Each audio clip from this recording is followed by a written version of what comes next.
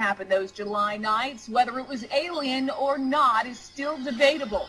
Randall, though, believes it's only a matter of time before the truth comes out.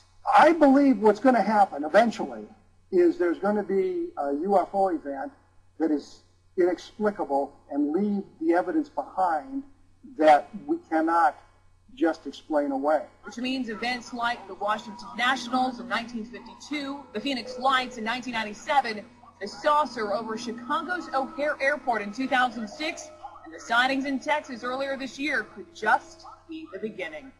Brooke Baldwin, Fox 5 News. Wow. Wow. That's amazing. Absolutely amazing. I mean, the truth is out there. It's everywhere. I was just watching an interview with Stanton Friedman, George Norrie on Coast to Coast, and yeah, there's a lot of material out there, and you know, even if 97% of it can be explained away, there's still 3 or 5% that is legitimate that they haven't been able to explain away. And the ones that they give these really ridiculous explanations is they just throw anything out there. So when you hear a ridiculous explanation about something, you know, don't believe it. Trust your gut. You know, if you think you saw a UFO, you know, believe what you saw, because it's all about your own experience and not about what someone else is telling you. Because they can, these are superior beings. They can come in all different shapes and forms and manifest themselves in all different ways.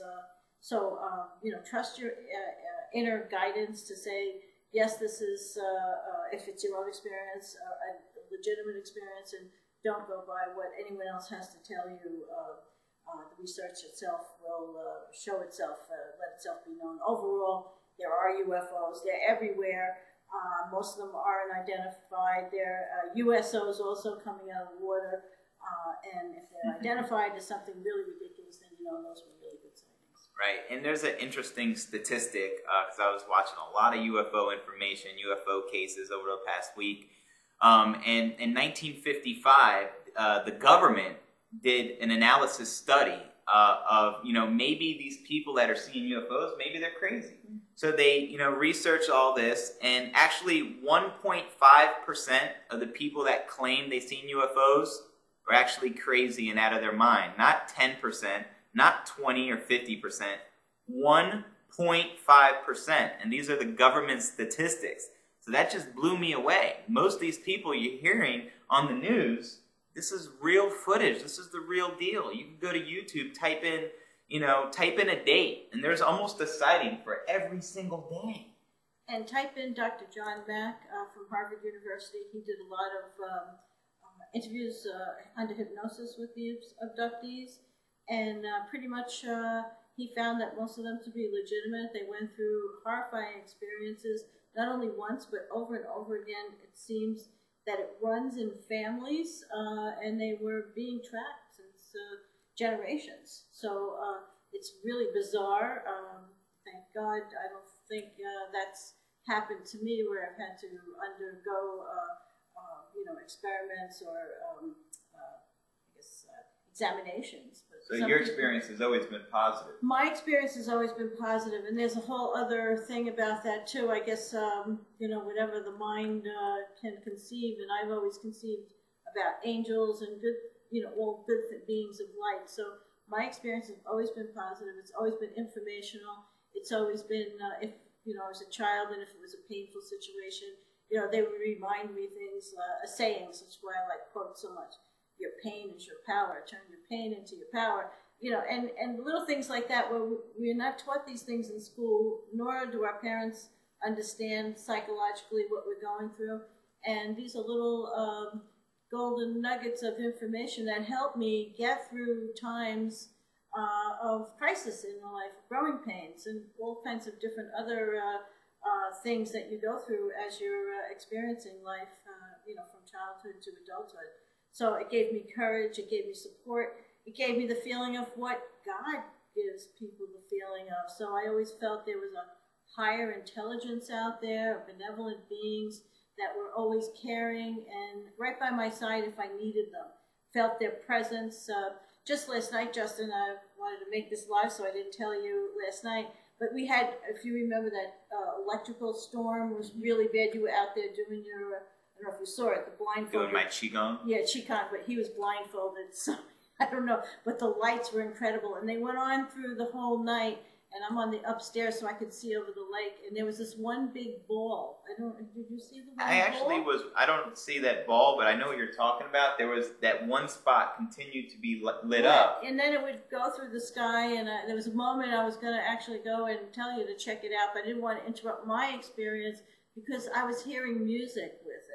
I was hearing like just musical notes as it was pulsating.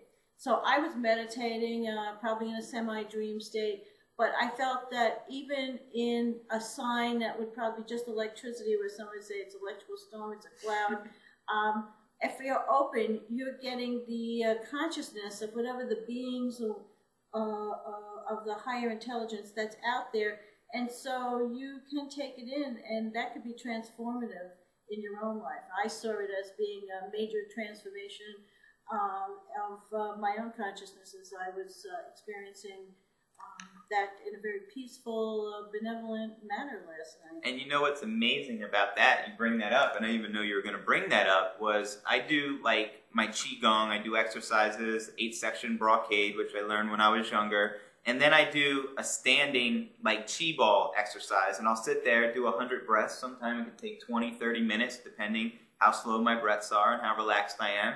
But when I got to about 60 yesterday, I had to sit down because I got into that like samadhi state where I would have fell over. So I had to sit down because the energy last night was that strong. So coincidence? I don't think so. Because it's that electromagnetic field that is so powerful. It's the, I guess the protons that they say that are so unpredictable that move through this energy that can shift in an instant a state of consciousness from one part of the world or from one part of the universe to another. I keep thinking in terms of the world, but it's actually the universe. So we might be connecting very strongly in ways that we have never understood before or not taught. These are things that you might learn with the ancient religions and the early myths, but we've sort of like dismissed that as being like folklore and superstition. But I really believe underneath all that is a real truth to bring us right back into the ground of our being and our real nature, who we really are. Right? It's like comes down to our consciousness, and that's something I encourage everyone to research as much as possible. I know on the EsotericCosmos.com website we have an incredible The Science of Miracles by Greg Braden. Amazing, all about consciousness and how it really works. And then the My Big Toe theory? My Big Toe with Thomas Campbell. On the website as well. About how consciousness works. And with Greg Braden, those of you who are into the environment, into nature, he sort of ties it into just a natural balance of things. So it isn't anything out there too scientific or theoretical. It's actually brought into a way that like the early American Indians would perceive it, early natives of our continent, and how they perceived the earth and how they used that energy, and how we're all part of that energy. So, you know, you can block it and you sort of get burnt out, or you can have that energy move through you and guide you and show you, you know, just really the unique being and the unique path that